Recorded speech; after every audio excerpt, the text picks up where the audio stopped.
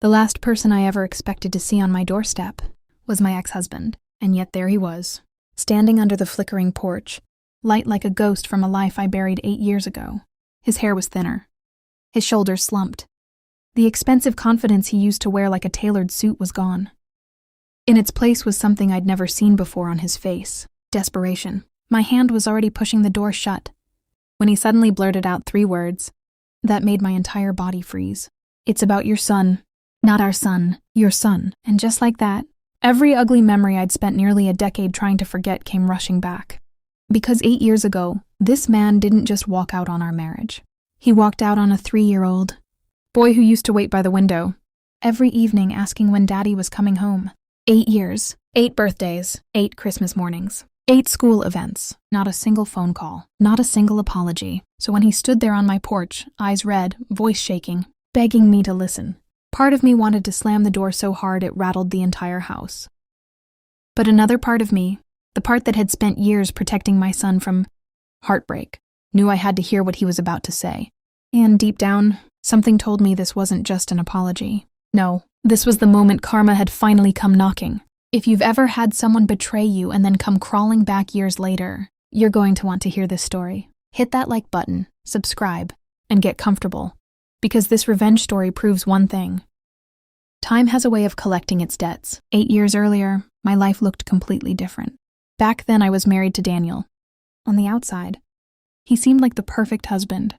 Charming, successful, the kind of man who could light up a room with a smile. But behind closed doors, he was selfish in ways that slowly hollowed out a marriage. Daniel loved 2 things more than anything else: money and attention. And when our son Liam was born, those 2 things started slipping away from him. Suddenly, I wasn't focused on Daniel anymore. I was focused on diapers, sleepless nights, pediatric appointments, normal things. But to Daniel, it felt like competition. At first, it was little comments.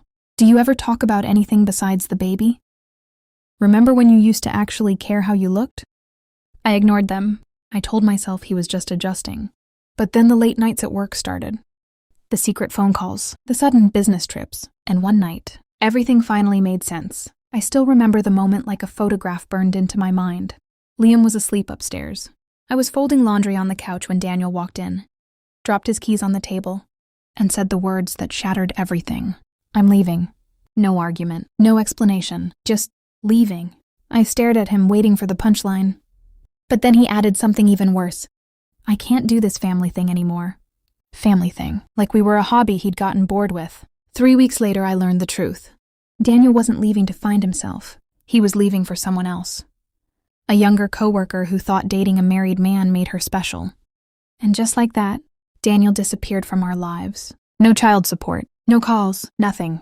For 8 years, I raised Liam completely on my own. Every scraped knee, every nightmare, every school project built at 11 p.m. I was there, not Daniel. And honestly, after a while, I stopped expecting him to come back. Because the hardest part of abandonment isn't anger, it's acceptance. Accepting that someone you once loved is capable of becoming a stranger. But standing on my porch that night, staring at the man who abandoned us, I realized something. Daniel didn't look like the man who left 8 years ago. He looked like someone who had lost everything. His voice cracked. "Please, I need to talk to you." I crossed my arms. Cold, guarded. "You have 30 seconds. His eyes flicked past me, into the house, toward the hallway where Liam's room was. Then he whispered something that made the air leave my lungs. "He's in trouble." And suddenly, the past didn't matter anymore. Because when someone mentions your child like that, nothing else exists. The moment Daniel said those words, "He's in trouble," something primal ignited inside me. Every protective instinct I had as a mother snapped awake. My voice came out sharp. "What did you do?" He flinched. Not the reaction of a confident man. The reaction of someone who knew he deserved every ounce of suspicion in my voice. "I didn't do anything," he muttered. I stepped outside and pulled the door behind me so Liam wouldn't hear any of this. The night air was cold, but not nearly as cold as the anger sitting in my chest. "You've been gone for 8 years, I said slowly.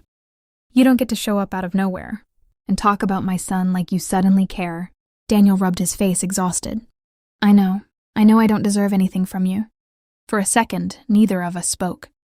Then he said something that made my stomach twist. "I need to know if Liam is healthy. That was the moment I realized this visit wasn't about concern. It was about fear. My eyes narrowed. Why? Daniel hesitated. That hesitation told me everything. Finally, he swallowed hard. I'm sick. The word hung between us. I found out 2 months ago, he continued. It's genetic. My heart dropped. But not for him. For Liam. Daniel looked up at me, his eyes wet.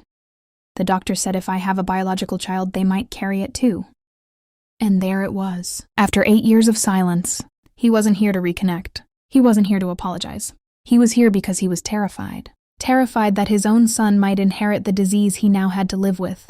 The rage that rose inside me was quiet, cold, controlled, because suddenly I understood something very clearly. Daniel wasn't here for Liam. He was here for answers, and he thought he had the right to them. He stepped closer. Please, I need to know if he's been tested. I looked at him for a long moment.